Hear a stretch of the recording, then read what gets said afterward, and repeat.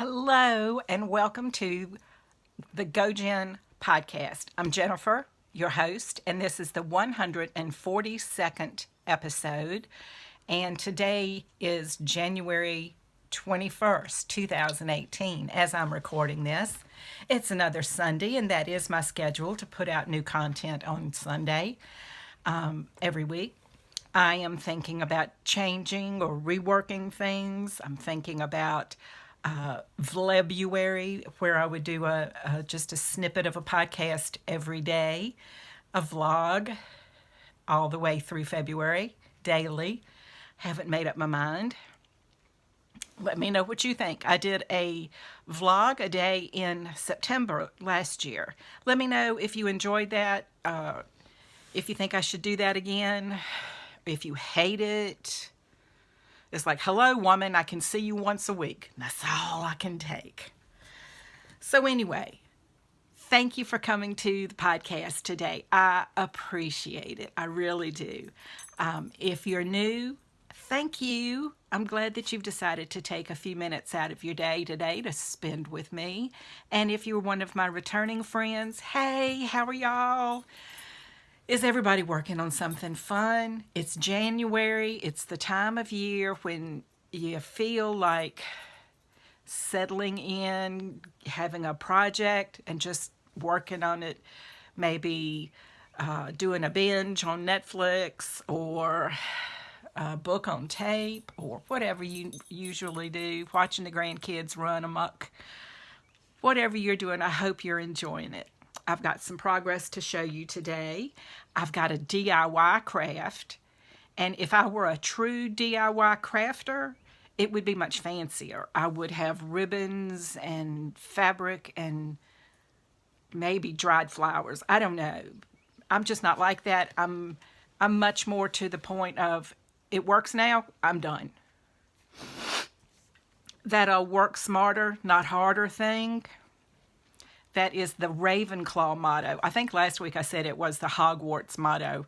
It's not. It's the Ravenclaw motto, where I am a proud member of the Harry Potter Knitting and Crochet House Cup on the internets, and it's found on Ravelry.com, and I play an imaginary game for imaginary points, but it helps to encourage me and inspire me to push my limits. I don't know what I would do without Harry Potter knitting and crochet. I would be much more aimless about my crafting. So I'm going to take you down that road. And the first thing I want to show you, wipe away a little tear maybe. This week I was working on my sock for the Harry Potter Knitting and Crochet House Cup, and I realized that I had made the heel of the sock about 8 or 9 inches down the leg of the sock. That's not so bad, except I was going to run out of yarn way before I got to the toe. So I thought about it. I kept knitting on it. I knit probably another inch and a half after I had decided I'm going to have to frog it. Some of y'all may have seen this on Instagram already. I posted a little snippet of the video. It was sad, but it was kind of satisfying too, in a way, because I knit very slowly. But I can rip out a sock in no time flat. See for yourself. Okay, so I'm thinking about my socks. These are my owl socks. My mistake was, this is the cuff that goes at the top of your leg, okay? So if I turn it around and do this, here's the cuff. Goes on down. That pink line is where the heel would go, because that's where I put it in. I am not ready to do a real true afterthought heel where you cut the yarn I'm just not ready for that. I can do maybe this afterthought with the waste yarn in, because I've done a waste yarn thumb to do an afterthought thumb on a pair of mittens. But I've decided that I made the leg too long. It's 8 inches. It should be more like 5 or 6. My only alternative would be to just cut it in, and I'm not going to do that. So I'm going to pull this sock out. It is right at 15 inches long. I am almost out of yarn. And this needs a longer foot than it does leg. So I've screwed up. I'm going to pull it out. I just am.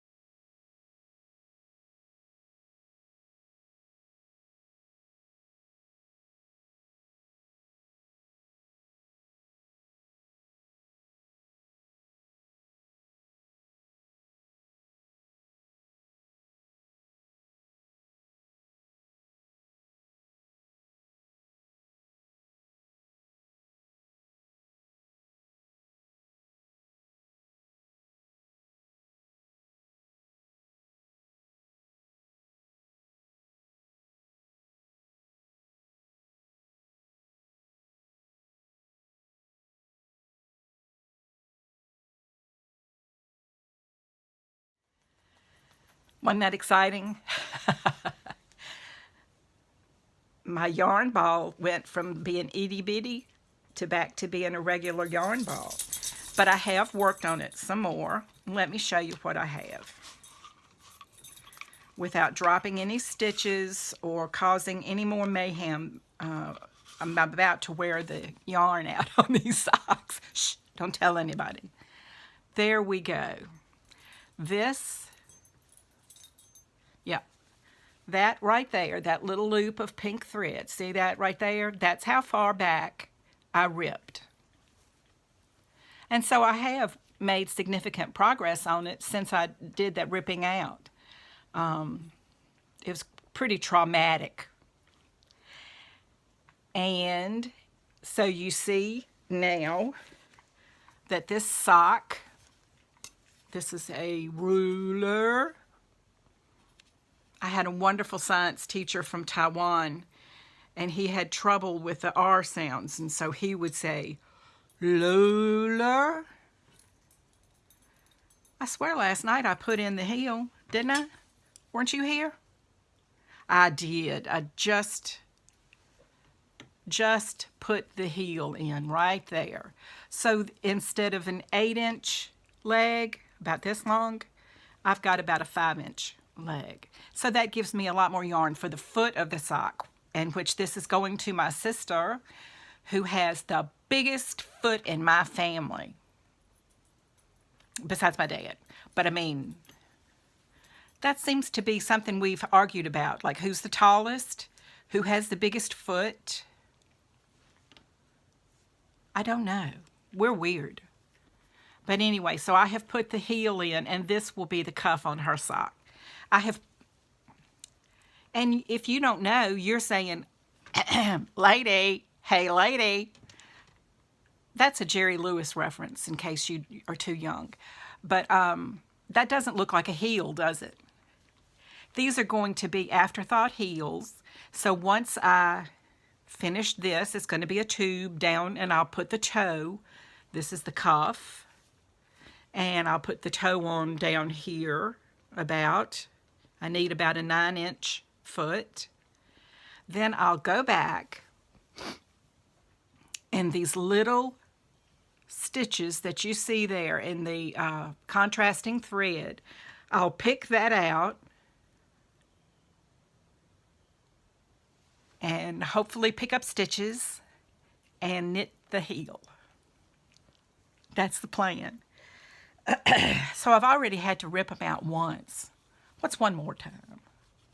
Then another time, and all that good stuff. I am keeping my DPNs, double pointed needles, in this neat little thing that I got from Knit Picks. I really enjoy it because it keeps my needles away from my work when it's resting. No stitches are going to fall off the needles, and it just waits patiently for me to come back.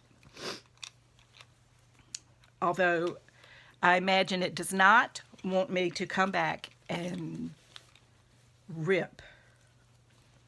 It was very scary, but I decided I was going to go back. I went back to the point that I did because there was a drop stitch there.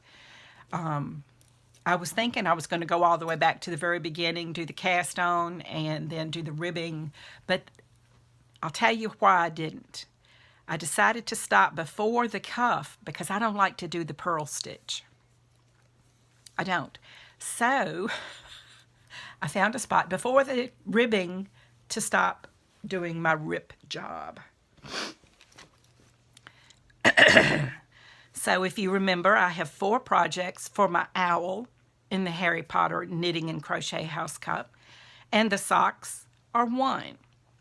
One of the other projects that I haven't touched is a granny square crochet blanket.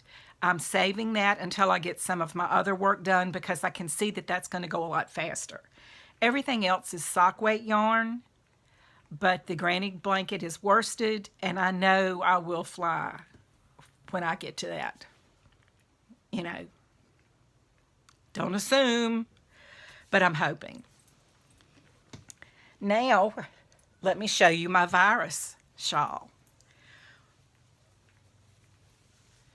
This is crocheted out of Knit Picks Heather yarn, which is in the sock weight yarn. This is a beautiful, beautiful pink. And look, it's done. I'm finished. One project down. I believe the colorway for this yarn is Turkish Delight. It's not showing up well on the camera because it's not a bright color. It's a deep, deep pink. Beautiful. I love this. It needs to be blocked. I need to take photos, preferably outside when there's no snow on the ground. Did y'all get snow this week? We got on Wednesday. I got up and went to work even though it was snowing. And before the day was done, we had about 8 inches of snow, which is far above normal here in Southern Virginia. We get 2 or 3 inches of snow and then ice usually. But this time we got snow, a lot of snow. So it's mostly all gone now because yesterday, Saturday, was a very beautiful warmer day up in the high 50s. But it was treacherous Wednesday, Thursday, and Friday. Whew, scared me badly. Okay, so that's 1, my sock, 2, the virus, 3, the sock yarn blanket square blanket. This is a section of the blanket that I joined together this week. So this is 16 squares, 4 by 4. And I'll just need to join this to the main body. Last week I talked about an efficient way to join squares together when you have this many. I have 80 squares in this blanket. And the way that is most efficient is to start in a corner and then work out. This got messed up because I put a square in the wrong spot, but that's That's me. That's not the way. That's not the blanket's fault. That was me having a mental lapse. So this blanket, I joined now, this piece here is all of the squares I had joined before this week.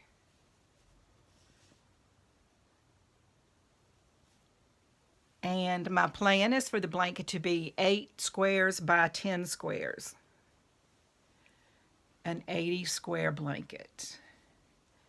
I am joining with a very fine weight yarn. I'm using a needle and I am slip stitching this together. I contemplated the blanket stitch. I contemplated crocheting them together.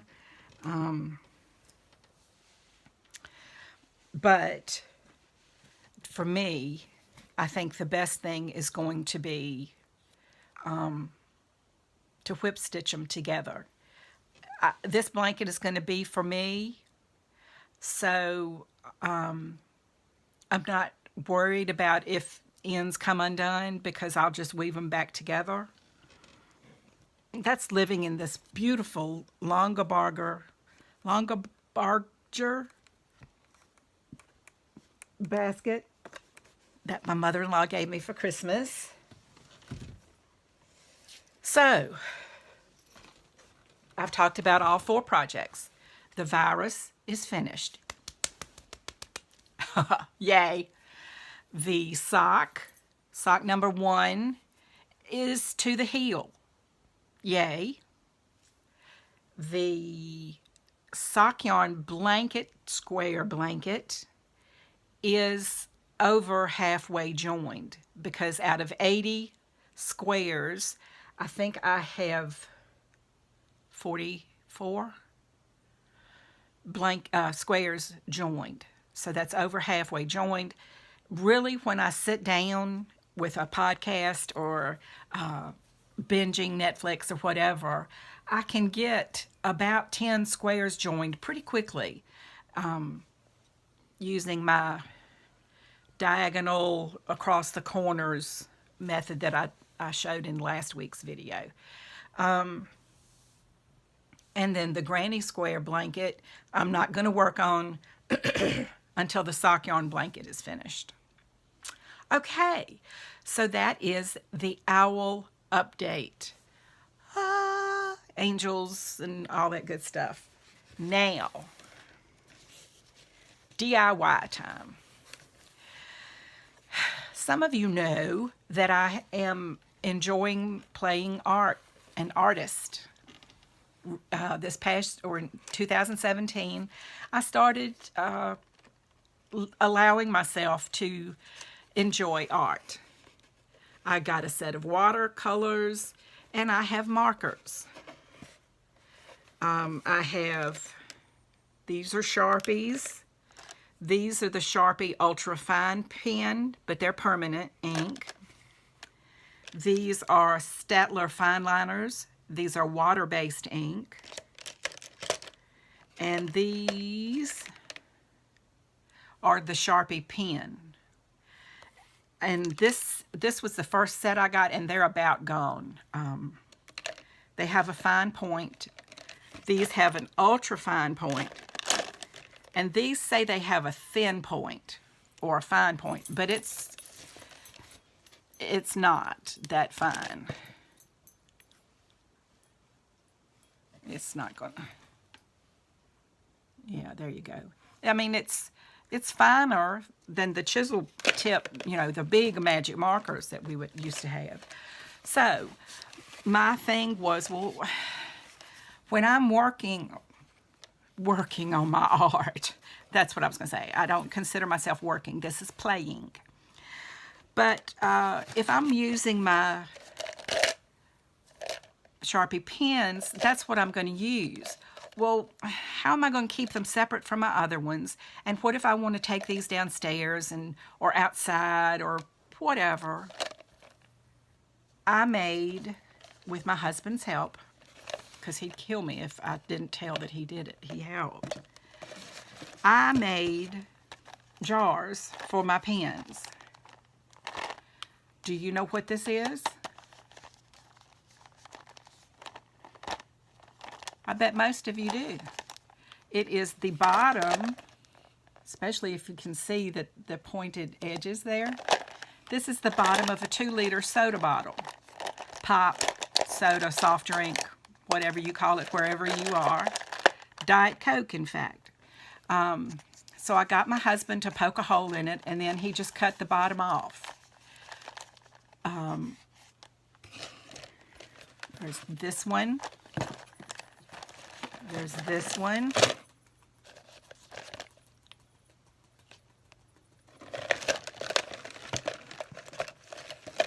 Because these, I had a bigger set of those. Then this is like the 20-ounce drink with the top cut off. And I asked him to leave them taller because my pens are taller. Okay? And you know, if I were a real crafting person, I have just put a round of washi tape around the edge because it was a little sharp. I mean, it wasn't sharp enough to cut me, but it would scratch. And I just have them in a Amazon box. So you know, if this were a real DIY, I would have put fabric and ribbon and rickrack and maybe some flowers. I would have painted it or drawn on it. I haven't, but I like this. This is where my pens stay. And when I'm ready to do some art, I just pick up the kind of pens I know I'm going to be using. Do I need it to be water safe, or can it be the fine liners? Because these will smear and run all over the place if I get watercolor or something like that on them. And I don't want that to happen. But anyway, this is how I have set this up. When I'm not using it, it lives on the floor under my desk. Pretty good. Feel free to steal this idea. And of course, if you make it, you put the rickrack and the fabric and paint it and put flowers and dragons and all kinds of cool stuff on it, and then we'll show it, okay? I mean, to me, this makes me happy. I like having my pens instant because when the urge hits me to be artistic, whew, we can't waste a second. Hurry, please. So there's that.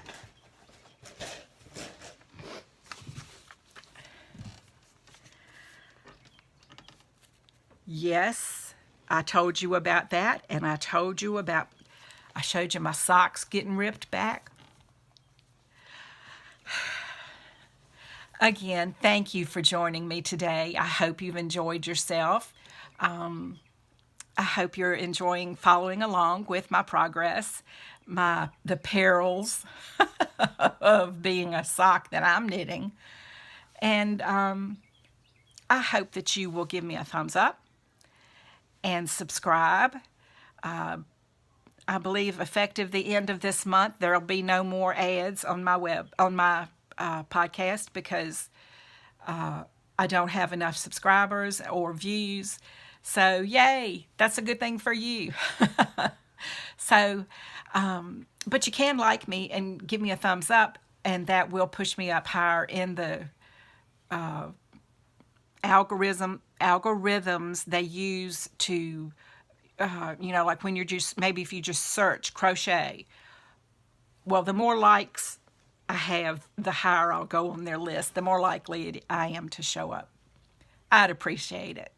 And until next week, when we see what else I'm up to, I hope it's not snow. Whew. No more snow. I don't know how, if you are a person who lives with snow in the winter, I don't know how you do it. It just makes me feel sad. Like, oh no, it will never be spring. Spring will be back. And until I see you next week, spring won't be here yet, but who knows? I wish you nothing but love and laughter.